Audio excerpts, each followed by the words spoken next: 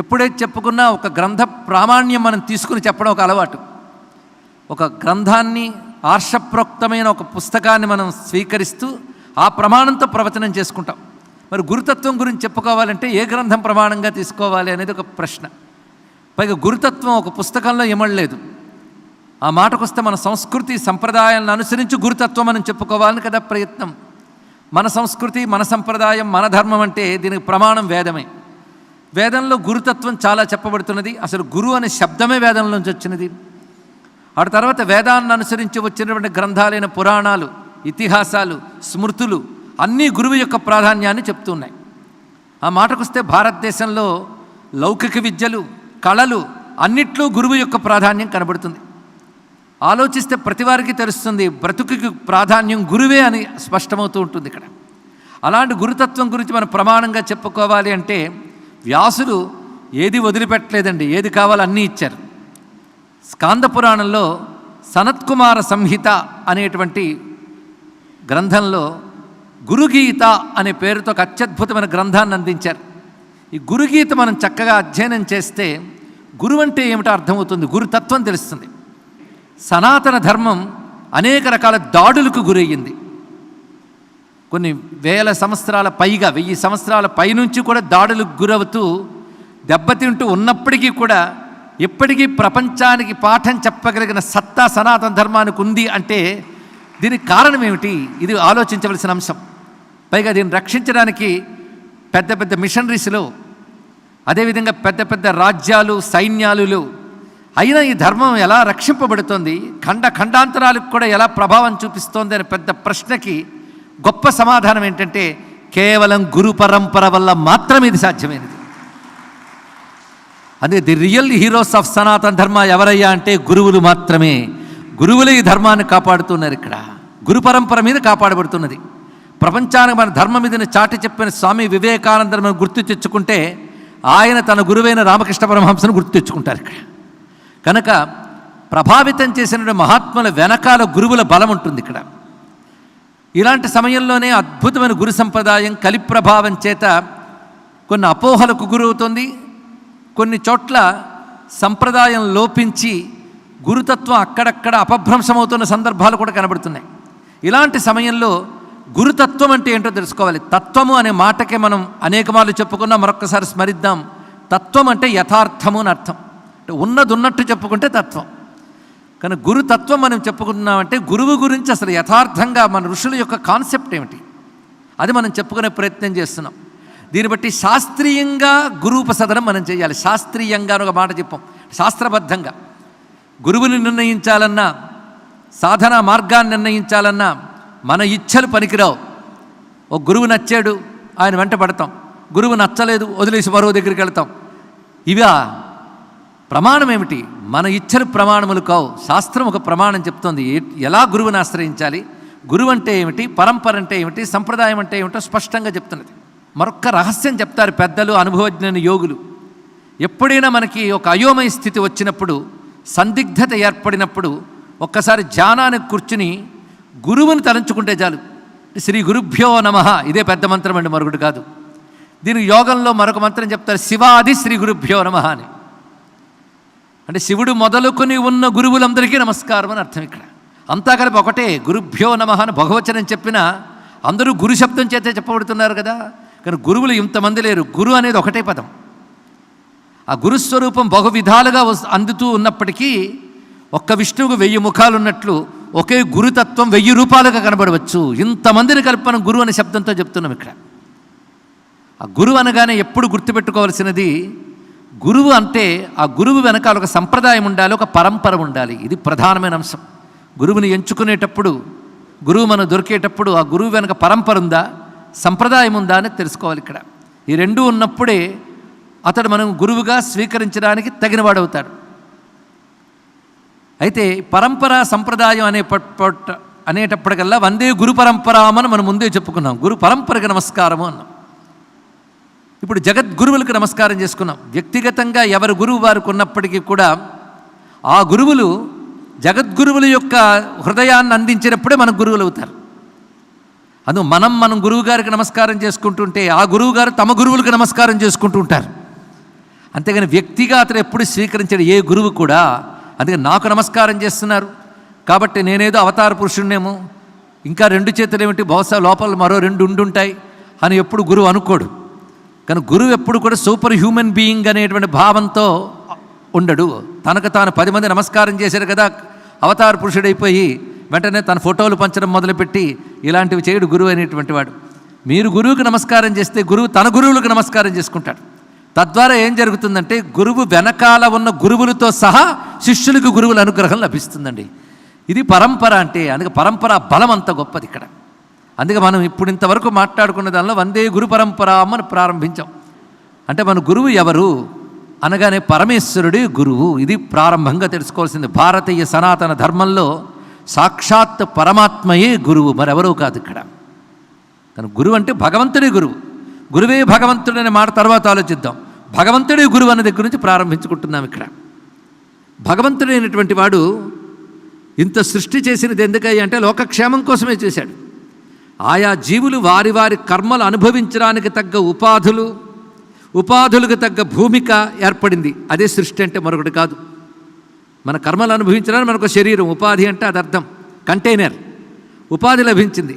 ఉపాధితో పాటు భూమిక అంటే ఏ ప్లేన్లో మన అనుభవాన్ని పొందాలో ఆ భూమికలు ఏర్పడ్డాయి. అంటే మనం భూమే భూమిక. ఈ భూమి యందు ఎవరి స్థానాల్లో వారు ఉంటారు. ఆ స్థానాలు దాటి వెళ్ళలేరు. అది కూడా వాళ్ళ పూర్వ కర్మలను అనుసరించి నిర్ణయింపబడతాయి.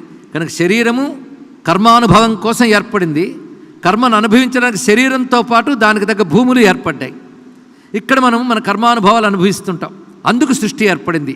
అయితే భగవానుడు మీ కర్మలు మీరు అనుభవించండిరా అని వదిలేయకుండా మిమ్మల్ని మీరు సవరించుకుని క్రమంగా మీరు పరిణితి చెంది పరమాత్మ స్వరూపులే మీరు మిగలాలి. అందుకోసమే మిమ్మల్ని తరింపజేయడం కోసం నేను జ్ఞానాన్ని ప్రదానం చేస్తాను అనుకున్నాడు పరమాత్మ. అనుకోగానే పరమాత్మ గురువు అయ్యాడు. జ్ఞానం ఇవ్వాలనుకుంటే భగవంతుడు గురువు అవుతాడు. అని గురువుని ఆరాధించుట అంటే భగవంతుని ఆరాధించుటయే, ఇంకొకటి కాదు. ఇక్కడ గురువు అంటే ఒక వ్యక్తి కాదు. గురువు అంటే జ్ఞానం. జ్ఞానాన్ని మనం ఆరాధిస్తున్నాం. జ్ఞానం అంటే భగవంతుడు. ఇప్పుడు స్పష్టంగా తెలుస్తుంది కదా. అందుకే ముందు ప్రతి మాట జాగ్రత్తగా చెప్పుకొస్తున్నాం. భగవంతుడు, జ్ఞానము, గురువు. ఈ మూడు పదాలు కాదు. మనం మన గురువుని ఆరాధిస్తున్నామంటే మనం ఏకంగా పరమేశ్వరుని ఆరాధిస్తున్నామని అర్థం ఇక్కడ. అందుకే ఎప్పుడు కూడా పరమేశ్వర ఉపాసనయే గురు ఉపాసన. చాలామంది అనుకుంటారు భగవంతుడిని ఉపాసిస్తున్నాం మంచిది అని. కానీ భగవంతుడిని ఉపాసించడం గురుభావంతో ఉపాసించండి. రకరకాల భావాలతో భగవంతుడిని ఉపాసించే వాళ్ళు ఉన్నారు. త్వమేవ మాతాచ పితా త్వమేవ బంధుచ్చ సఖా త్వమేవ, రకరకాల భావాలతో ఉపాసిస్తాం. కానీ భగవంతుడిని గురువుగా ఉపాసించాలి. మీరు భగవంతుడిని ఉపాసన చేస్తున్నప్పటికీ భగవంతుడు గురువై అనుగ్రహించడం అనేది ఒక పద్ధతి ఉన్నది. దీన్ని బట్టి ప్రతిపాదన ఏమిటి అంటే భగవంతుడే గురువు అని చెప్పడమే ఇప్పటి వరకు చెప్పిన సారాంశం. కనుక మనం గురువుని ఆరాధిస్తున్నామంటే ఒక వ్యక్తిని ఆరాధిస్తున్నామని ఎప్పుడు అనుకోవద్దు. ఈశ్వరుని ఉపాసిస్తున్నాం. ఎలాగో ఏదో మంత్రం తీసుకుని ఈశ్వరుని ఆరాధిస్తున్నాం కదండి, గురువుని ఉపాసించడం ఎందుకు అని మీరు అనొచ్చు. కానీ ఈశ్వరుని గురువుగా ఉపాసిస్తేనే పరిపూర్ణమైనటువంటి అనుగ్రహం లభిస్తుంది. ఇది తెలుసుకోవాల్సినది.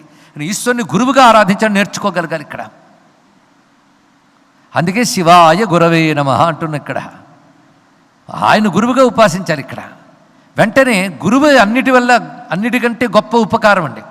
తల్లిగా అనుగ్రహించడం, తండ్రిగా అనుగ్రహించడం, ఒక రాజుగా అనుగ్రహించడం. రాజు అంటే లీడర్, మనకన్నీ సమకూర్చి మనల్ని చక్కగా పాలన చేసేటప్పుడు రాజు. ఒక రాజు చక్కగా రాజ్యం చేస్తుంటే ఆ దేశంలో మనకు క్షేమంగా ఉండొచ్చు.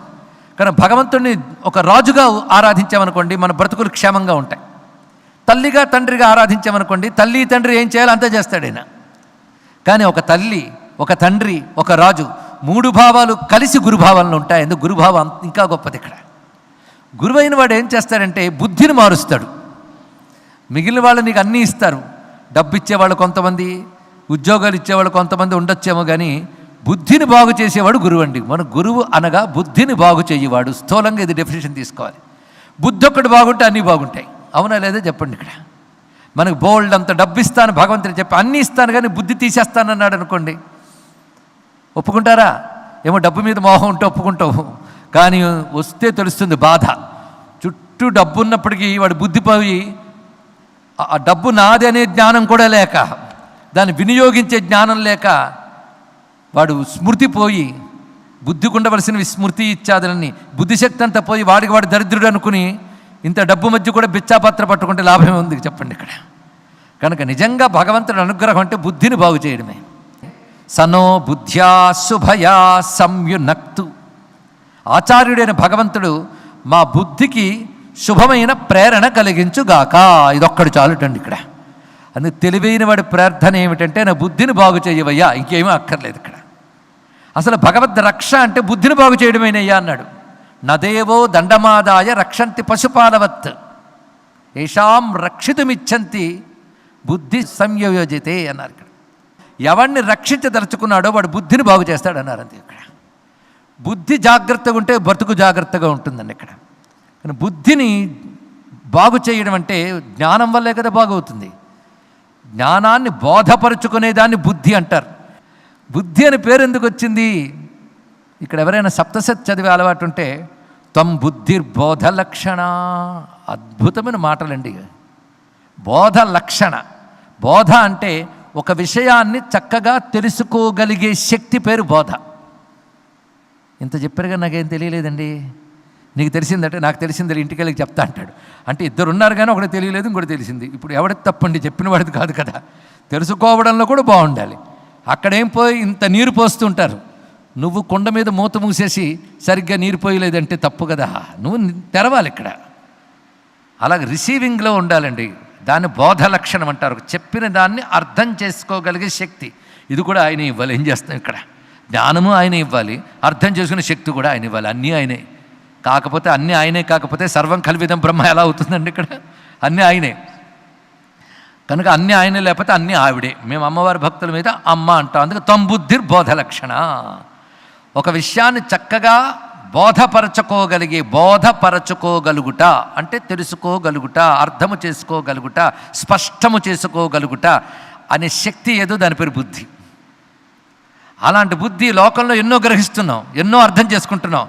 లేకపోతే ఎప్పుడో నెల రోజుల క్రితం ఆగిపోయిన సీరియల్ కూడా మనం గుర్తు చేసుకోగలం. వాడు రీక్యాప్లు ఇవ్వకపోయినా ఆ గ్రహించే శక్తి ఉందా లేదా? కానీ ఎన్నో గ్రహించే బుద్ధి ఉంది, కానీ అసలు ఏది గ్రహించాలో ఆ బుద్ధి కావాలి. ఆ బుద్ధి మనకి ఇవ్వమని పరమాత్మను ప్రార్థించితే చాలు అన్నారు. దీన్నే ఈ చెప్పిన సారాంశాన్ని గాయత్రి మంత్రం అంటారు. మరొకటి కాదు. ధియో యోనః ప్రచోదయాత్, బుద్ధిని ప్రేరేపించుట. కానీ భగవంతుని ఎలా ఆరాధించాలి? గురువుగా ఆరాధించాలి. గురువుగా ఆరాధిస్తే మన బుద్ధిని ఆయనే ప్రేరేపణ చేస్తాడు. లేకపోతే మొదటి నుంచి తోడుగా ఉన్నాడు, యుద్ధం దాకా తీసుకొచ్చాడు. యుద్ధంలో నిలబడేటప్పటికల్లా కన్ఫ్యూజన్ వచ్చేసింది. ఎవరికి? అర్జునుడికి కన్ఫ్యూజన్ వచ్చేసి కన్ఫ్యూజన్ ఒప్పుకోకుండా అదే క్లారిటీ అనుకున్నాడు ఆయన. ఏమని? యుద్ధం చేయడం అవసరం అంటావా? వెనక్కి వెళ్ళిపోదామా? దీనికంటే భిక్షమెత్త కూడా బెటర్ అన్నాడు. డెసిషనే ఏకంగా. అనగానే ఎవడైతే అహంకరించి డెసిషన్ తీసుకుంటాడో వాడికి జ్ఞానం బోధించారు గురువుగారు. తెలుసుకోండి ఇక్కడ. తిడతారు మాత్రం. బాగు చేయాలనుకున్నాడు కదా, వదిలేడు. అందుకు ముందు తిట్టాడు. క్లభ్యం మాస్మగమప్పార్థ నైతత్వై ఉపవజ్యతే క్షుద్రం హృదయ దౌర్బల్యం త్యక్తోత్తిష్ట పరంపద. హే పరంతప అని సంబోధిస్తూ అంటున్నది ఏంటంటే, ఏమిటి అలా హృదయ దౌర్బల్యంతో మాట్లాడుతావు నపుంసకుళ్ళ అన్నాడు. ఇది బోధ. నపుంసకుని వల్లే మాట్లాడకము అని జ్ఞానబోధ కాదు, తిట్టడం అక్కడ. క్షుద్రం హృదయ దౌర్బల్యం త్యక్తోత్తిష్ట పరంతప క్లభ్యం మాస్మగమహ తిట్టాడు. తిట్టగానే అహంకారం తగ్గింది. తగ్గన్నాడు. శిష్యస్తేహం షాధిమాం త్వాం ప్రపన్నం కార్పణ్య దోషోపహత స్వభావ పృచ్ఛామి త్వాం ధర్మ సమ్మూఢచేత. నేను కన్ఫ్యూజ్ అయ్యానయ్యా, అప్పుడు ఒప్పుకున్నాడు. ఇంతవరకు క్లారిటీ అన్నవాడు కన్ఫ్యూజ్ అయ్యాను ఒప్పుకున్నాడు. కానీ ఏది స్పష్టమో నువ్వు చెప్పు, నాకు చెప్పు అంటే అడిగితే చెప్పేస్తాడా? ఇక్కడ ఒక లక్షణం ఉండాలి, లేకపోతే చెప్పవు నువ్వు. శిష్యహతే అహం సాధిమాం త్వాం ప్రపన్నం. నేను శిష్యుణ్ణి, ప్రపన్నుణ్ణి. ప్రపన్ను అంటే సరెండర్. ఇంకా నువ్వు చెప్పేదాని మీద నేను తర్కాలు చేయను, నేనేం నిర్ణయించను, నువ్వు చెప్పింది చేస్తా. అది ప్రపన్నంలో ఉన్న మాట. శిష్యుణ్ణి అవుతున్నా. శిష్యుడు అంటే రిసీవింగ్ అండి. శిక్షణ పొందినవాడు శిష్యుడు. శిక్షణ అంటే ట్రైనింగ్. శిక్ష కాదు, పనిష్మెంట్ కాదు, ట్రైనింగ్. శిక్షణ పొందివాడు శిష్యుడు. గురువు ద్వారా శిక్షణ పొందితే మార్పు వస్తుంది, మలచబడతాడు వాడు. అంటే మెంటరింగ్, లెర్నింగ్, ఇన్ని పదాలు ఉంటాయి ఇక్కడ. గురువు ద్వారా ఆ విధంగా మలచబడ్డవాడు శిష్యుడు. శిష్య శబ్దానికి ఇది అర్థం అండి. ఇన్నాళ్ళు శిష్య అని వాడుతున్నాం, ఇప్పుడు తెలిసింది. శిష్యహతే అహం షాధి మాం త్వాం ప్రపన్నం మాం, ప్రపన్నుడను శరణాగతుడైన శిష్యుణ్ణి. అంటే ఒట్టి శిష్యుడు పనికిరాదు, శరణాగతుడు కావాలి ఇక్కడ. అప్పుడు బోధించాడు అశౌచ్యానన్వశోచస్త్వం ప్రజ్ఞావాదాంశ భాషసే. ఏం మాట్లాడండి మా గురువుగారివి. అంతకుముందు క్లభ్యం మాస్మగమహ అన్నాడు, ఇప్పుడు నాయన అనవసరంగా ఏడవకు నాయనా అని ప్రారంభించాడు ఇక్కడ. అశౌచ్యానన్వశోచస్త్వం ఏడవకు నాయన అన్నాడు. చిట్ట చివరికి మా శుచహ ఏడవకు నాయన అన్నాడు. ఏడవకు నాయన అని ప్రారంభించి ఏడవకు అని పూర్తి చేసిన గ్రంథం పేరు భగవద్గీత. దాని ముందు వెనక ఏడవకు ఏడవకు అన్నాడు. దేనికో భయం, దేనికో ఏడవడం, వాటితోనే బ్రతుకంతా అయిపోతుంది. ఏదో అన్రెస్ట్ ప్రతివాడికి. వీడు జపాలదారి జపాలదే, తపాలదారి తపాలదే, దీనిదారి దీనిదే. ఏం లాభం చెప్పండి ఇక్కడ? ఆ ఏడుపుతోనే మొదలవుతుంది. ఆ ఏడుపు పోగొట్టే శక్తి జ్ఞానానుకున్నది మరొక దానికి లేదు, తెలుసుకోండి ఇక్కడ. నా కర్మణ నా ప్రజయా ధనేన. నువ్వు ఎన్ని వేల యజ్ఞాలు చేయి ఏడుపు పోదు. అదేవిధంగా ఎన్ని రకాలైనటువంటి సంతానాలు వల్ల దుఃఖం పోతుంది అనుకుంటావు, వాళ్ళు కొత్త దుఃఖాలు తెస్తారు, తెలుసుకోండి ఇక్కడ. నా ప్రజయా నా కర్మణ నా ప్రజయా. అందుకని సంతానం కలిగితే దుఃఖం పోతుందండి. కనుక దీనివల్ల దుఃఖం పోతుంది. అజ్ఞానంతో కొని తెచ్చుకున్న దుఃఖాలు చాలా ఉన్నాయి. దుఃఖాలను పోగొట్టే శక్తి జ్ఞానానికి తప్ప మరొక దానికి లేదు, తెలుసుకోండి ఇక్కడ. జ్ఞానాదేవ జ్ఞానాదేవ జ్ఞానాదేవ. ఆ జ్ఞానం గ్రహించగలిగే శక్తి మానవ జన్మకి తప్ప మరో జన్మకి లేదు. అందుకే ఇలాంటి జన్మ పొంది కూడా జ్ఞానం పొందకుండా ఎవడైతే ఉంటాడో వాడికి ఉపనిషత్తు ఇచ్చిన టైటిల్ ఆత్మఘ్నుడు. అంటే ఆత్మహత్య చేసుకున్నవాడు అని. తనను తాను నాశనం చేసుకోవడమే కదా ఆత్మహత్య అంటే. కానీ ఈ జన్మ పొంది కూడా ఎవడి జ్ఞానం పొందలేదో వాడు తను తాను పాడు చేసుకున్నవాడే. కనుక వాడి పేరేమిటి? ఆత్మహత్యాపాతకం కలవాడు అని అర్థం ఇక్కడ. అందుకే బోధలక్షణ కలిగిన బుద్ధికి జ్ఞానం ప్రదానం చేస్తే ఇంకా బ్రతుక్కి ఇంకేం అక్కర్లేదు, జ్ఞానమే. అది గురువులంటే, నేను మా గురువుగారి దగ్గరికి వెళ్ళానండి, అప్పుడు బ్రతికి ఇలా టర్న్ అయిపోయిందండి. మిరాకిల్స్ గురువు కాదు, తెలుసుకోండి ఇక్కడ. ఇది తెలియక మనం మిరాకిల్స్ కోసం గురువుల దగ్గరికి వెళ్తాం. గురువులు మిరాకిల్స్ చెప్పుకుంటూ ఉంటాం. మిరాకిల్స్ చూపించేవాడు గురువు అనుకుంటూ ఉంటాం. జ్ఞానం ఇచ్చేవాడు గురువు, మరొకటి కాదు ఇక్కడ, తెలుసుకోండి. హఠాత్తుగా నిన్ను ఎలివేట్ చేసేస్తున్నాను, నీ చక్రాలు లేచిపోయాయి, నువ్వు ఎక్కడికో పైకి పోతున్నావు, నాకు అదిగో ఏవో భూమికలు కనబడుతున్నాయి, ఇవన్నీ కూడాను మిథ్యలే, తెలుసుకోండి. జ్ఞానమే జ్ఞానమే జ్ఞానమే, మరొకటి కాదు. మిరాకిల్స్ గురువు కాదు, జ్ఞానం గురువు. ఇది తెలియక ఈ గురువు దగ్గరికి వెళ్ళే నో మిరాకిల్స్, ఆ గురువు దగ్గరికి వెళ్తే మిరాకిల్స్ అండి అని ఎవడైతే ఇటు అటు తిరుగుతూ ఉంటాడో వాడు సరైన శిష్యుడు కాదు, వాడికి సరైన గురువు దొరకడు ఇక్కడ. అదే జ్ఞానం ఇచ్చేవాడు గురువు. జ్ఞానం ఒక్కట ఔషధం దేనికైనా ఇక్కడ. ఎందుకంటే మన దుఃఖాలన్నీ కూడా శారీరకమైతే పర్వాలేదు, ఔషధాలు ఉంటాయి. మానసిక దుఃఖానికి మందేమిటి? అందుకే భారతంలో అరణ్య పర్వంలో ధర్మరాజు దుఃఖిస్తూ ఉంటాడు. దుఃఖిస్తుంటే ధౌమ్యుడు ఒక మాట చెప్తాడండి. చూడు, దుఃఖం రెండు విధాలు, శారీరకం మానసికం. ఇంకేదైనా ఉందా మీరు ఆలోచించి చెప్తారా? నాకు తెలుసు రెండే. వ్యాసుడు రెండే చెప్పాడు. ఎక్కువ నెంబర్ పెరిగితే కౌంటింగ్ ప్రాబ్లం మనకి ఇక్కడ. రెండేట, ఒకటి శారీరకం, ఇంకోటి మానసికం. శారీరకానికి ఔషధం, మనస్సుకి జ్ఞానం. ఇది ధౌమ్యుడు ధర్మరాజుకి చెప్పిన గొప్ప మాట అండి ఇక్కడ. అని జ్ఞానం ఎప్పుడు అవసరం మనకి? దుఃఖం కలిగినప్పుడు కాదు. ఎందుకంటే రోగం వస్తే వ్యాయామం చేయాలని కొందరు అనుకుంటారు. వ్యాయామం చేస్తే రోగమే రాదు. అలాగే దుఃఖం కలిగినప్పుడు జ్ఞానం వద్దు. జ్ఞానం కలిగి ఉంటే దుఃఖం నేనేం చేయలేదు, ఇది తెలుసుకో ఇక్కడ. అది జ్ఞానం ఎప్పటికప్పుడు సంపాదించుకుంటే దుఃఖం నేనేమీ బాధించలేదు. మళ్ళీ ఎక్కడికి వచ్చాను, చుట్టూ తిరిగి జ్ఞానం దగ్గరకు వచ్చాను. దుఃఖ నిర్మూలనకు జ్ఞానమే ఔషధం. జ్ఞానం అనగానే మళ్ళీ గురువు ద్వారా వచ్చేది జ్ఞానం. జ్ఞానమే గురువు. జ్ఞానమే గురువు అంటే జ్ఞానమే ఈశ్వరుడు. కానీ ఆయన నుంచి ఇక్కడ దాకా వచ్చిన ఒక జ్ఞానం స్వరూపం ఏంటంటే సంపూర్ణ దుఃఖనాశనమే జ్ఞానం యొక్క ప్రయోజనము. అత్యంతకు దుఃఖనాశనం అంటారు. ఏం చేస్తామంటే జన్మంటేనే దుఃఖం కదా అంటే, అందుకే జన్మరాహిత్యమే అసలైన ఆనందం గనక, ఆ ఆనందం కలగడం కోసం జ్ఞానం కావాలి గనక, ఏ జ్ఞానంతో జన్మరాహిత్యం వస్తుందో, ఏ జ్ఞానంతో మరి జనన మరణ పరంపరలో పడవో, చచ్చుచు పుట్టుచున్మరల చర్విత చర్వణులైన వారికి అనే స్థితి ఉండదో, ఆ జ్ఞానం ఒకటి ఉన్నదయ్యా. ఆ జ్ఞానం ఉంటే దుఃఖాలకు మూలమైన జనన పరంపర ఉండదు. అందుకే ఈ జనన మరణాల మధ్యలోనే మరి జనన మరణాలు లేకుండా జాగ్రత్త పడు. దానికి కావలసిన జ్ఞానం పొందు. ఆ జ్ఞానమే పరమేశ్వరుడు ఇచ్చిన జ్ఞానాలు ఉత్కృష్ట జ్ఞానం అన్నారు ఇక్కడ. సంగీతానికి గురువు ఉన్నాడు, సాహిత్యానికి గురువు ఉన్నారు, ఇంజనీరింగ్కి గురువు ఉన్నారు, మెడిసిన్కి గురువు ఉన్నారు, మ్యాథమెటిక్స్కి గురువు ఉన్నారు. ప్రతిదానికి గురువే అవసరం. చూసారా? విద్య ఉందంటే గురువు ఉంటాడు. జబ్బు ఉందంటే వైద్యుడు ఉంటాడు, తెలుసుకోండి. ఇక్కడ జబ్బుకు వైద్యుడు ఎంత అవసరమో విద్యకు గురువు అంత అవసరము. మన దగ్గర డబ్బు ఉంది, ఆ షాపులో మెడిసిన్స్ ఉన్నాయి కనుక డాక్టర్లు అక్కర్లేదంటారండి. ఇక్కడ జబ్బుకి మందుకి మధ్య వైద్యుడు ఉండాలి, మన బ్రతుక్కి జ్ఞానానికి మధ్య గురువు ఉండాలి. ఇక్కడ ఆ గురువు అవసరం మనకి ఈ విధంగా ఏర్పడుతుంది. ఇక్కడ ఏ విద్యకైనా గురువు అవసరం. కనుక ఇప్పుడు మనం ఏ గురువు గురించి చెప్పుకుంటున్నాం? గణిత శాస్త్ర గురువులా, సంగీత గురువులా? కాదండి, పరమేశ్వరుడు గురువు అన్నారు కదా, అంటే ఇవి మాత్రం పరమేశ్వరుడు కారా? వేదా శాస్త్రాన్ని సర్వాణి ఏతత్ సర్వం జనార్దనాత్, అన్నిటికీ ఆయన సర్వవాగీశ్వరేశ్వర. ఆయన ఇక్కడ అన్నిటికీ ఆయన గురువు. అంటే మన బ్రతుకు కావలసిన జ్ఞానం కూడా ఆయన ఇస్తున్నాడు, బ్రతుకు తెరువుకు కూడా. కానీ దేనికైనా గురువు అవసరమే అని దీన్ని బట్టి తెలుస్తుంది. కానీ గురుతత్వం అంటే వీటిలో అన్నీ కూడా గురుస్వరూపాలే. ఏ విద్యకైనా గురువు కావాలి కనుక ప్రతి గురువు కూడా ఈశ్వరుడు యొక్క ప్రకాశం, వెలుగు. ఆ వెలుగే అందుకుని మనకి గురువు అందిస్తున్నాడు. అయినప్పటికీ మనం విద్య గురువు అని ప్రధానంగా భగవత్ స్వరూపంగా భావించవలసిన గురువు ఎవరవుతారు? ఈ విషయానికి మనం నిర్వచనం చెప్పుకోక్కర్లేదు. బ్రహ్మాండ పురాణంలో ఈ నిర్వచనం ఉన్నది. ఇక్కడ బ్రహ్మాండ పురాణంలో సాక్షాత్ నారాయణుడే ఒకప్పుడు దీపకుడు అనే మహానుభావుడికి అతను గురుభక్తికి సంతోషించి గురువు అంటే ఏమిటో చెప్తాడు.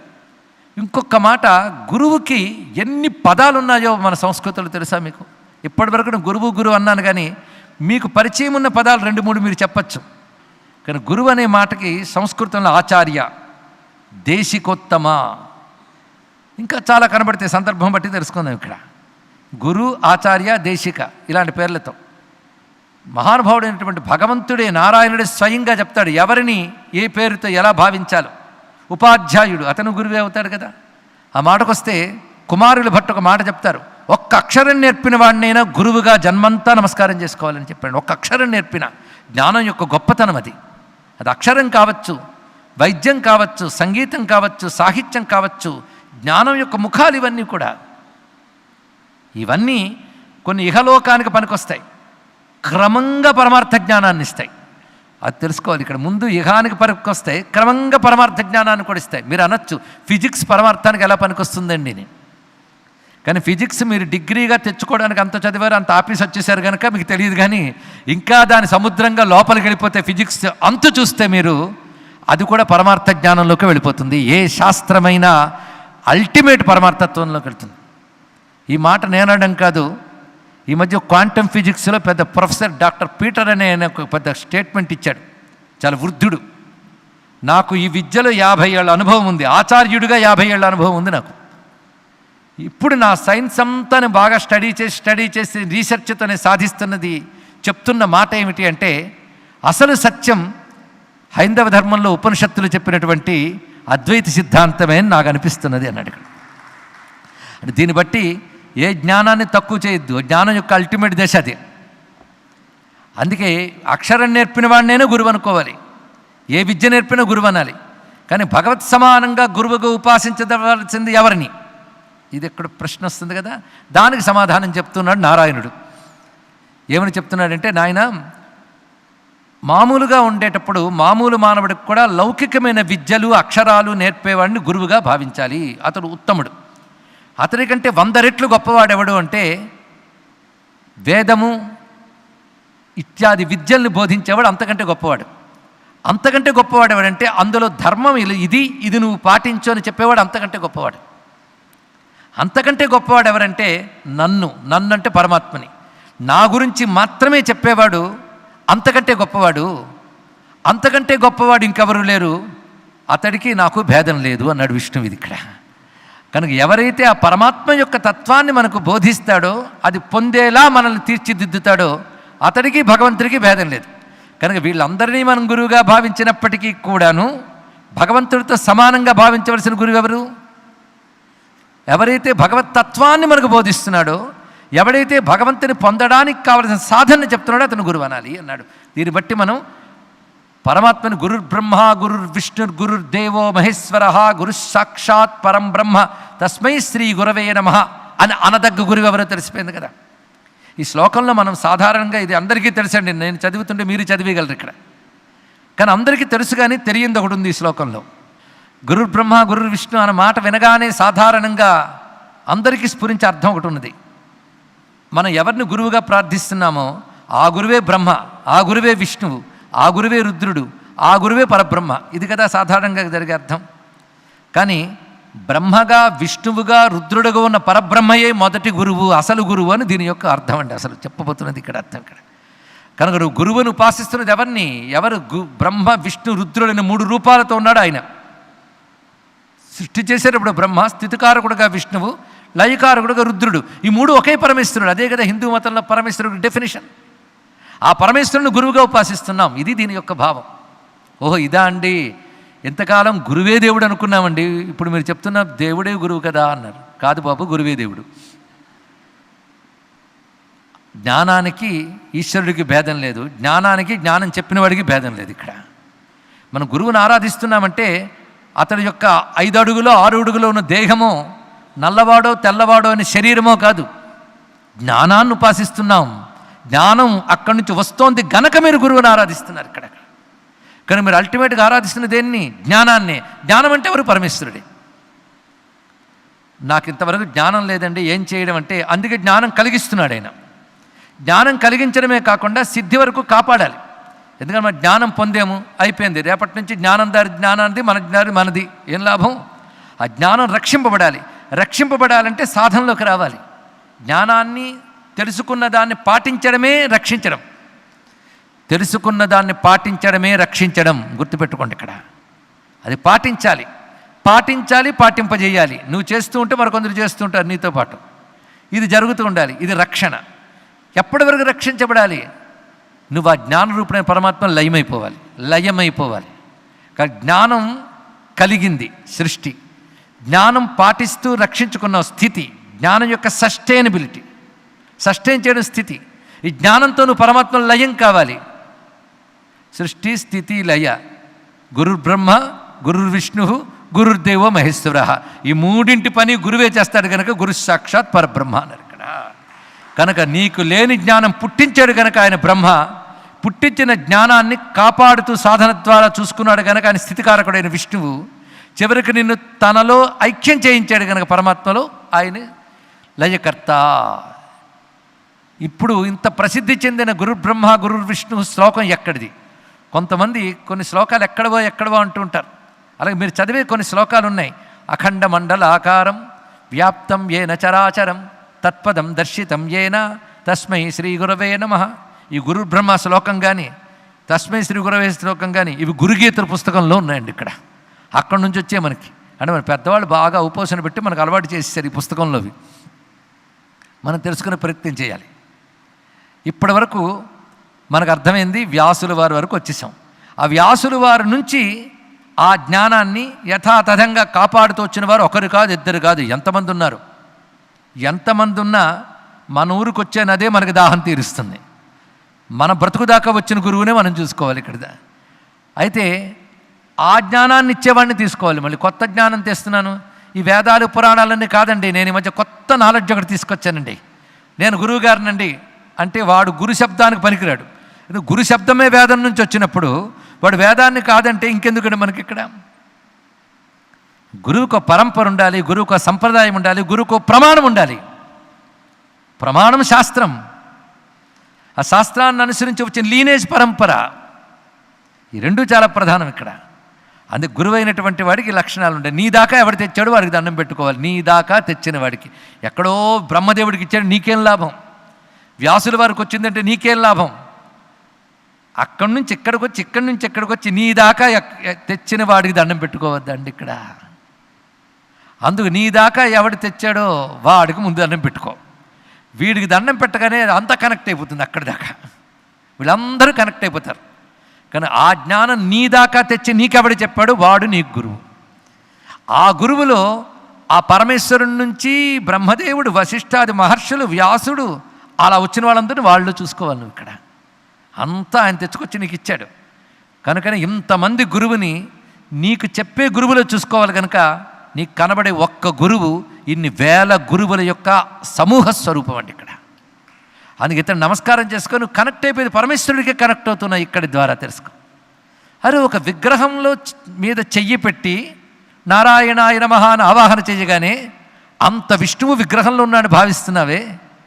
విష్ణువు మొదలుకొని ఇప్పటి వరకు గురువులందరూ నీకు జ్ఞానం ఇచ్చిన గురువులు ఉన్నారని ఒక్క తెలివి నువ్వు తెచ్చుకోగలిగితే అందరినీ ఆయనలో ఆరాధించవచ్చు. అందుకే ఇప్పుడు గురువు అంటే మనకు స్పష్టంగా తెలిసింది, భగవంతుడే గురువు. నువ్వు ఈ గురువుని ఆలంబన చేసుకుంటూ భగవంతుని ఉపాసిస్తున్నావు. అందుక గురువు యొక్క వర్ణన మీరు గురుగీతలో చూస్తే ముఖ వర్ణన ఉండదు, పాదాల వర్ణన ఉండదు, కేవలం తత్వమే చెప్పబడుతుంది. పరమేశ్వర తత్వమే గురువు. కానీ గురువుని తత్వం అనగా ఈశ్వర తత్వమే గురుతత్వము. ఆయన్ను నువ్వు ఆరాధిస్తున్నావు. అయితే నాకు ఎవరు సరైన గురువు దొరకలేదండి. అవునా, ఈశ్వరుడు గురువు, ఆయన సర్వవ్యాపకుడు, నువ్వు వెతకనక్కర్లేదు. ఈశ్వరుని గురువు అనుకో, సరిపోయింది. అమ్మ ఇది బాగుందండి, ఈశ్వరుని గురువు అనుకో అని కూడా చెప్పాడుగా. ఈశ్వరుని గురువు అనుకో అన్న మాట నీకు ఎలా తెలిసింది? ఎవడో చెప్పితే కదా. ఈశ్వరుని గురువు అనుకో అని చెప్పిన వాడిని గురువు అనుకో చాలు ఇక్కడ. కనుక భగవంతుడితో అనుసంధానం ఏర్పరిచేవాడు గురువు అవుతున్నాడు ఇక్కడ. అలా అనుసంధానం కలగాలి. ముందు ఈశ్వరుని గురువు అనుకో అంటాడు ఇక్కడ. నిజంగా మనం ఈశ్వరుని గురువుని ఉపాసన చేస్తుంటే నువ్వు ఫర్దర్ ఎలా వెళ్ళాలి అని కోసం భగవంతుడే గురువై నీ దాకా వస్తాడు. ఇందులో ఏమీ సందేహం లేదు. ఇక్కడ భగవంతుడే గురువై వస్తాడు. మనం మాట వింటూ ఉంటాం దైవం మానుష రూపేణ అని. అది అనేక విషయాల్లో వర్తిస్తూ ఉంటుంది. ఒక్కొక్క కష్టకాలంలో కూడా నీకు దారి తెన్ను కానప్పుడు ఎవడో సాటి మనుష్యుడు వచ్చి నిన్ను కాపాడుతాడు. భగవంతుడే ఆ రూపంలో వచ్చాడు, అతన్ని పంపించాడు అని అర్థం. అరే ఒక కష్టం నుంచి కాపాడడానికి ఒక వ్యక్తిని ప్రేరణ చేసి భగవంతుడు పంపాడే.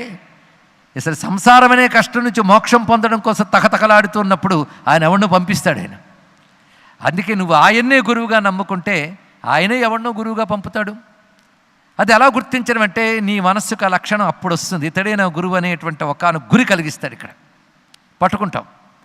అయితే ఇప్పుడు దీన్ని బట్టి తెలిసింది, గురువుని ఆశ్రయించాలా భగవంతుడిని ఆశ్రయించాలా? మంచి గురువు దొరికే వరకు భగవంతుడిని ఆశ్రయించాలి.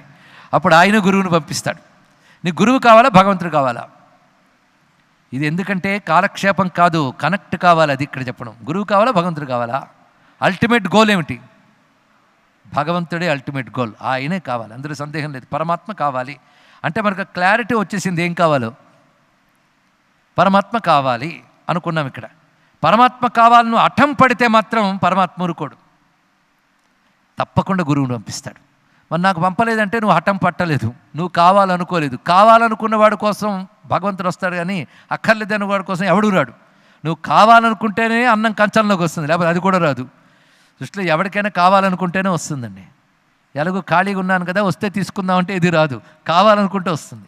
కానీ భగవంతుడే కావాలని మఠం వేసుకో, ఆయన వచ్చి తీరుతాడు.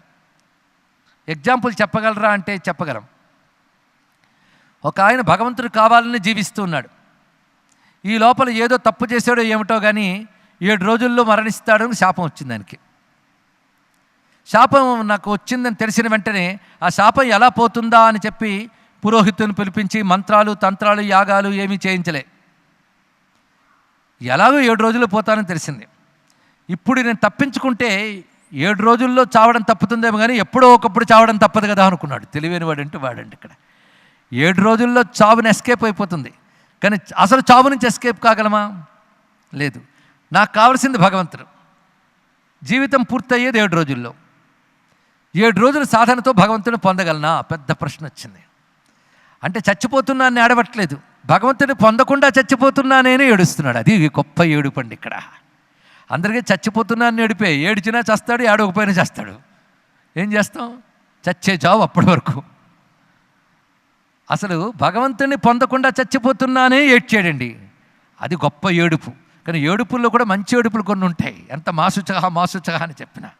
అందుకే తదపిచ నజాని విలపనం అన్నారు ఆదిశంకరులు. ఏడవడం కూడా రాదమ్మా అన్నాడు. ఈ ఏడుపు రావాలండి. మనకు ఏడవడం రాదు, బోల్డొచ్చు. అవతల వాళ్ళు ఏమనుకుంటారేమో లోపల ఏడుస్తాం. చిన్నప్పుడు ఆ సిగ్గు లేదు కానీ బయటకు ఏడ్చాం. అంత ఇక్కడ ఏడుపే. కానీ అసలు ఏడుపు ఇది. ఆయన పొందకుండా చచ్చిపోతున్నానే ఏడుపు. ఆ ఏడుపు ఏడుచి కూర్చున్నాడు. గట్టిగా ఏడిస్తే తల్లి దిగొస్తుంది, అలాంటి ఏడుపు వస్తే ఈశ్వరుడు దిగొస్తాడు. ఆ దిగొచ్చిన ఈశ్వరుణ్ణి గురువు అంటారు, మరొకటి కాదండి. ఇక్కడ ఆ ఏడుస్తూ ఉంటే ఏం జరిగిందో చాలామందికి తెలుసు. 7 రోజుల్లో పోతున్నాను, మోక్షం వస్తుందా అని మఠం వేసి కూర్చున్నాడు గంగొడ్డున. ఎవడు హామీ ఇవ్వలేపాడు. ఒక ఆయన అట్టుంచి వచ్చాడు. ఆయన చూడ్డానికి నేను గురువుని అనుకున్నట్టుగా వస్త్రం కానీ మధ్య మధ్యలో సవరించుకోవడాలు కానీ చుట్టూ మంది మార్పులం కానీ ఏమీ లేరు. పిచ్చోళ్ళలో వస్తున్నాడు. ఆయన రాళ్ళు వేసి కొడుతున్నారు, నవ్వుతూ వెళ్ళిపోతున్నాడు ఆయన. ఇక్కడ పిల్లలు రాళ్ళు వేస్తున్నారు, కొందరు అసహించుకుంటున్నారు, అలా వేస్తున్నాడు ఆయన. పోల్చుకోలేరు ఎవరు. పోల్చుకుంటే రాళ్ళు వేసి కొడతారండి. పోల్చుకోలేకపోయారు, ఎవ్వరు పోల్చుకోలేకపోయారు. ఇక్కడ మఠం వేసి కూర్చున్నవాడు దిగ్గలు లేచాడు ఆయన చూసి, పోల్చుకున్నాడు. అదృష్టం ఎక్కడుందంటే ఆయన రావడంలో ఉందా, పోల్చుకోవడంలో ఉందా? రెండిట్లోనుంది. ఆయన రావడం ఒక అదృష్టం, పోల్చుకోవడం రెండో అదృష్టం. రాకపోతే అసలు పోల్చుకోవడం లేదుగా. అందుకే అదృష్టం పండి ఆయన వచ్చాడు. రాగా నేను మహానుభావుడిని గుర్తించాడు. ఆయన పోల్చుకోవడం. పోల్చుకున్న వెంటనే ఏం చేశాడు? పోల్చుకోని వారిని పక్కకు తోశాడు. ఆ రాళ్ళు వేసి విసిరి కొడుతున్న వాళ్ళందరినీ పక్కకు తరిమి ఆయన కూర్చోబెట్టి, మఠం వేసి కూర్చోబెట్టి పాదాలపై సాష్టాంగ ప్రణామం చేశాడు మహానుభావుడు. చేయగానే ఆయన కూర్చొని నవ్వుతూ మాట్లాడాడు. ఈయన పాదాభివందనం చేసినా ఒకటే ఆయనకి, వాళ్ళు రాళ్ళు వేసి కొట్టినా ఒకటే.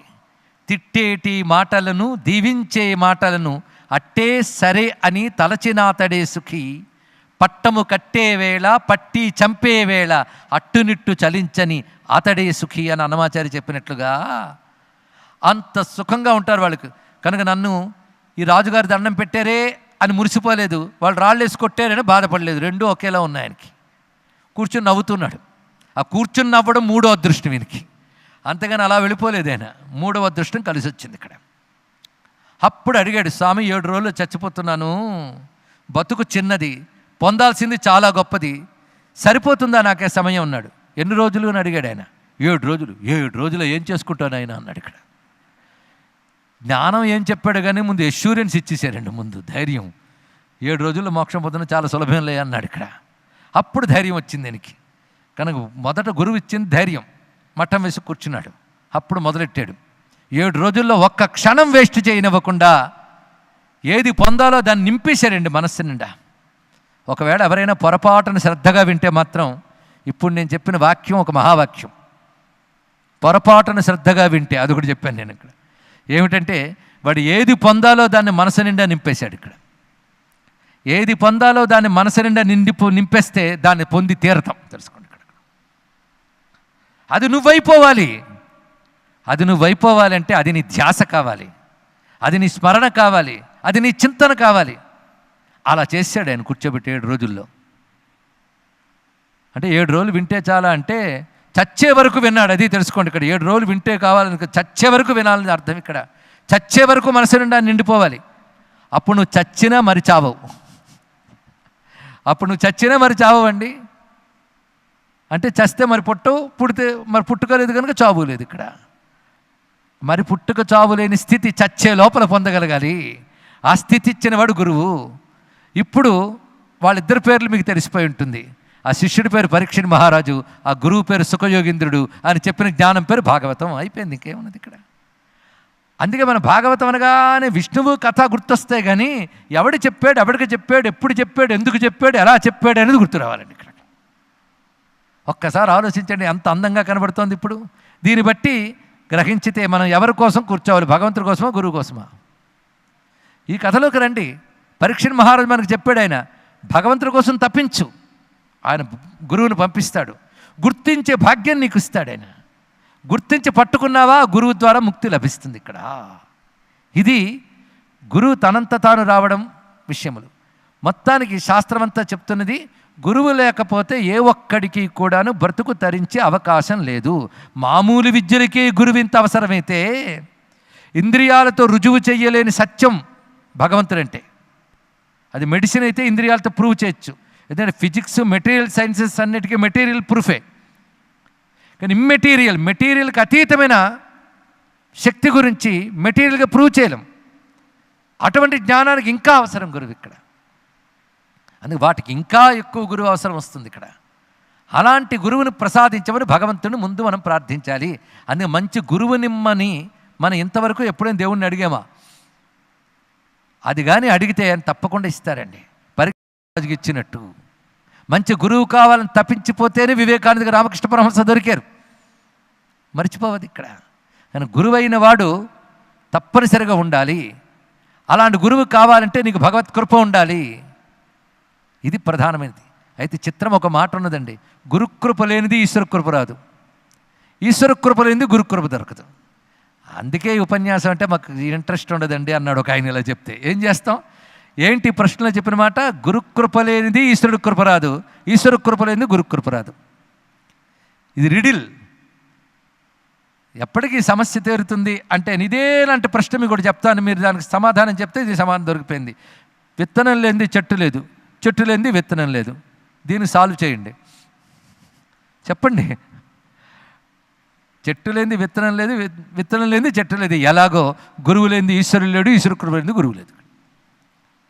కానీ అంత పని జటిలమైన సమస్య కాదు, ఇది సులభం. ఇది ఇక్కడ నీకు ఈశ్వరుడు కావాలని కొంచెం తపన కలిగితే ఆ కొంచెం ఈశ్వరుడు కృప పంపిస్తాడు. ఇది పెరుగుతుంటే అది పెరుగుతూ ఉంటుంది ఇక్కడ. కానీ ఎంతో కొంత నీకు ఈశ్వర కృప నిన్ను చేరదీయాలని ఈశ్వరుడికి అనిపిస్తే అప్పుడు గురువు దొరుకుతాడు. దీన్ని బట్టి ఈశ్వరుడు కృప బట్టి గురు కృప లభించింది. అప్పుడు గురువు ఏం చేస్తాడు? ఆ ఈశ్వరుడి దగ్గర నువ్వు చేరేటట్టు చేస్తాడు. దీన్ని బట్టి గురుకృప వల్ల ఈశ్వర కృప దొరికింది. ఇప్పుడు ఈ సిద్ధాంతం ఒప్పుకొని తీరుతాం కదా. కనుక నీకు మంచి గురువు దొరికేలాగా ఈశ్వరుడు కృప చూపించేటట్టు నువ్వు ప్రవర్తించాలి అనేక జన్మలుగా. అప్పుడు నువ్వు భగవంతుడిని పొందగలవు. కనుకనే గురులేక ఎటువంటి గునికి మోక్షము లేదు, లేదా గురుకి తెలియగబోదు అన్నాడు. ఎంత అందంగా చెప్పారు మా త్యాగయ్య. గురులేక ఎటువంటి గునికి తెలియగబోదు. నీ దగ్గర ఎన్ని సద్గుణాలు ఉన్నప్పటికీ కూడా గురువు అనేవాడు లేనప్పుడు నీకు తెలియగబోదు. తెలియగబోదు అంటే ఆయన చెప్తున్నది బ్రహ్మ విద్య గురించి. గురువు లేకపోతే తెలియదయ్యా అన్నాడు ఇక్కడ. అందుకే గురువు ఉండవలసినదే. ఆదిశంకర భగవత్పాదుల వారు పుట్టుకతోనే ఆయన జ్ఞాని. అలాంటి వాళ్ళు కొంతమంది ఉంటూ ఉంటారు. వాళ్ళకి ఎవరు గురువులు మీరు స్పష్టంగా చెప్పలేరు, ఎందుకంటే వాళ్ళ గురువులు గుర్తుండరు మనకి. రామకృష్ణ పరమహంస ఆయన గురువు ఎవరండి? కానీ మీరు రామకృష్ణ పరమహంస చరిత్ర బాగా చదవండి. తోతాపురి కంటే ఈయన గొప్పగా ఉంటాడు. ఈ సమాధిస్తూ నాకు ఎప్పుడూ లేదండి అంటాడు. రామకృష్ణ పరమహంస వల్ల తోతాపురి మనకు గుర్తున్నారు, కానీ రామకృష్ణ పరమహంస కానీ తోతాపురి గుర్తురారు. ఆయన గురువు ఎవరైనా ప్రశ్న వేసుకుంటే తోతాపురి గుర్తొస్తారు. అంటే రామకృష్ణ పరమహంస పర్సనాలిటీ ఒక్కసారి ఆలోచించండి. అంటే వాళ్ళు పుట్టుకతోనే జ్ఞానులు. ఆదిశంకర భగవత్పాదుల వారు పుట్టుకతోనే జ్ఞాని.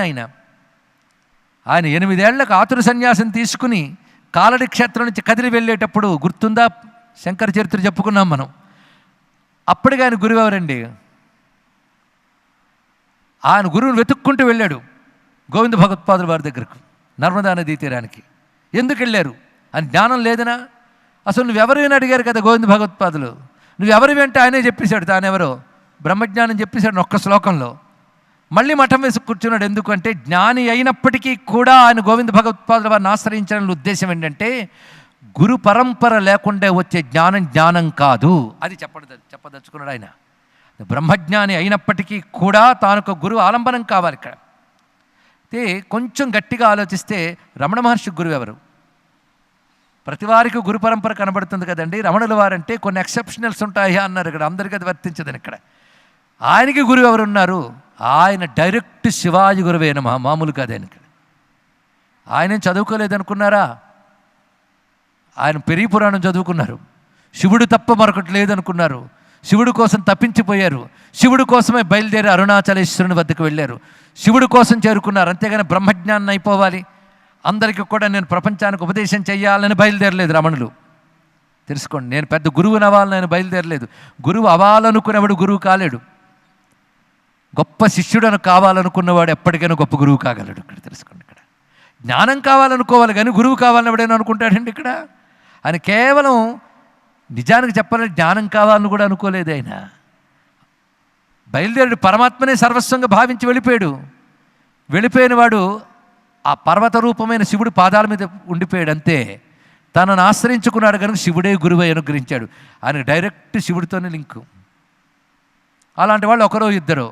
దీని వెనకాల ఆయన గత జన్మల్లో ఎందరు గురువుల్ని సేవించడం వల్ల ఇప్పుడు ఈ భాగ్యం లభించిందో మనకు తెలియదు కదా. కనుక ఎప్పుడూ కూడా గురువు అనేటువంటి ఒక మాధ్యమం చాలా అవసరము. ఆ మధ్యకాలంలో ఒక ఆధునిక తత్వవేత్త కూడా బయలుదేరాడు. ఆయన మంచి మాటలే చెప్పాడు. కొత్త ఫిలాసఫీస్ ఎలా ఉంటాయంటే వాళ్ళు పాతవి తీసేయండి అంటూ ఉంటారు. ఈ కొత్తదా అర్థం కాదు. పాతవి తీసిమన్నాడు కనుక అవి మిగలలేదు. ఇంకా మనం ఎటుపోతామో తెలుసుకోండి. ఇక్కడ ఇలాంటి వాళ్ళు కొందరు తయారయ్యారు. ఆయన మంచి ఫిలాసఫీ చెప్పాడు. వెతికితే ఆ ఫిలాసఫీస్ అన్నీ ఉపనిషత్తులో ఉంటాయి, కానీ ఉపనిషత్తులు మెన్షన్ చేయకండి, నేను చెప్పింది వినండి అన్నాడు ఆయన. అది బాగానే ఉంది. గురువులు ఇవేవి మంచిది ముఖ్యం కాదు అంటూ బోధించాడు. ఇలా ప్రపంచమంతా తిరిగి ఉపన్యాసాలు ఇచ్చాడు. అవన్నీ కలెక్ట్ చేసి బుక్స్ కూడా వచ్చాయి. వాళ్ళ శిష్యులు కొంతమంది ఆ మధ్యన కలిశారు. లేకుంటే మీ గురువు కల్ట్ ఒప్పుకోమన్నారు. చాలా సంతోషం అండి, మీరు ఇంత మాట్లాడుతున్నారు కదా, ఎలాగ అంటే మేము ఫలానా వారి ఫాలోయర్స్ అండి అన్నారు. ఆహా, పేరు మార్చారే తప్ప పని మానలేదయ్యా. ఫాలోయర్ అన్నా శిష్యుడన్నా ఒకటే, మీరు ఫలానా వాడి ఫాలోయర్, ఆయన మాటలు తప్ప మరొకరు పట్టుకోరు అంటే గురువుని పట్టుకున్నట్టే కదా. అయితే చిత్రం ఏంటంటే ఆ గురువుకి ప్రమాణం లేదు, పరంపర లేదు కనుక మీది విద్యే కదుపో అని చెప్పాల్సి వచ్చింది. ఇది తెలుసుకోండి ఇక్కడ. అందుకే ఎవరైనా ప్రమాణం లేని మాట, పరంపర లేని మాట చెప్పినా ఎంత అందంగా ఉన్నప్పటికీ దాన్ని స్వీకరించరాదు. ఇది తెలుసుకోవాల్సింది ఇక్కడ. ఎందుకంటే సత్యమే, ఆ గురువు చెప్పింది సత్యం అని చెప్పడానికి నీకేం శక్తి ఉంది? నీకు శక్తి ఉంటే నువ్వు శిష్యుడు కావు, ఎప్పుడు గురువు అయిపోయావు. ఇక్కడ నువ్వు ఇంకా సీకర్వి, సాధకుడివి, సత్యం కోసం అన్వేషిస్తున్నవాడివి. ఇతడు గొప్ప గురువుని నువ్వు నిర్ణయించగలవా? కొందరు అంటూ ఉంటారు గురువుని చెక్ చేయాలి. గురువుని టెస్ట్ చేసే శక్తి నీకుందా? వివేకానంద చెక్ చేసేట, ఆయన టెస్టుల్లో నువ్వు చేయగలవా? కానీ గురువుని టెస్ట్ చేయగలనుండి, కానీ గురువు ప్రవర్తన, గురువు మాట బట్టి గురువుని నిర్ణయించగలిగే శక్తి శిష్యులకు ఉండదు. శిష్యుడు సరైన వాడు కానో అవునా కాదో నిర్ణయించగలడు గురువు. అది పట్టుకోగలడు గురువు. ఇన్ని రకాలుగా ఉంటున్న పరిస్థితుల్లో గురుతత్వం అయోమయమైపోతుంది మనకు. అందుకు గురువు అనే తత్వము కేవలం పరమేశ్వర తత్వమే. అది మన దాకా ఎవడు తీసుకొస్తున్నాడో వాడిని మనం గురువు అనాలి. కనుక ఏ పరమేశ్వర తత్వం వేదములని, పురాణములని, ఇతిహాసములని వస్తూ ఇక్కడ దాకా వచ్చిందో దానిలో ఉన్న మాటలతోనే మనకి జ్ఞానం ఇచ్చేవాడిని గురువు అనాలి అన్నారు.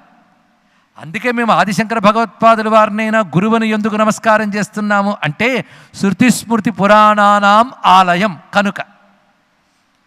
ఎందుకు ఆయన గురువులు అయ్యారు? శృతి స్మృతి పురాణం, అందులో ఏం చెప్పిందో అదే చెప్తున్నాడు. అదే తన స్వరూపమైపోయాడు ఆయన. ఆ మూడు ఆయన ఇంబైబ్ అయిపోయాయి. అంటే ఏ జ్ఞానాన్ని ఆయన చెప్తున్నాడో జ్ఞానం యొక్క ఎంబాడిమెంట్ ఆయన అయిపోయాడు ఇక్కడ. అది శృతి స్మృతి పురాణానం ఆలయం. Is himself temple of knowledge. అతడు జ్ఞానానికి ఆ మందిరం అయిపోయాడండి ఇక్కడ. అయితే జ్ఞానం ఒక్కటి ఉంటే ఆయనకి మనకేం ప్రయోజనం అంటే ఆ జ్ఞానంతో నీ బ్రతుకు బాగు చేయాలనే కరుణ ఉంది ఆయనకి. తెలుసుకోండి ఇక్కడ. కానీ గురువు జ్ఞానం నీకు ఇస్తున్నాడంటే నీ నుంచి ప్రయోజనం ఆశించి ఇవ్వడు. నువ్విచ్చే దక్షిణ కోసం గురువు జ్ఞానం చెప్పడు. నీ దక్షిణ అంతా వాడి జ్ఞానం ముందు. మరి ఎందుకు ఇస్తున్నాడు గురువు జ్ఞానాన్ని?